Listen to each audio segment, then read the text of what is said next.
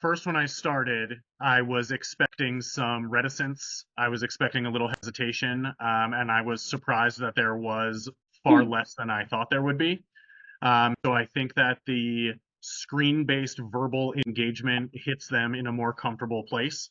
And the result, I think, has been that they are able to be more candidly reflective. And I don't want to say more honest, because I don't think it's that they're not honest when they write, but when they write, the process of translating their thought into writing, the smoothness of that sometimes loses some of the content or some of the purity of it, I think.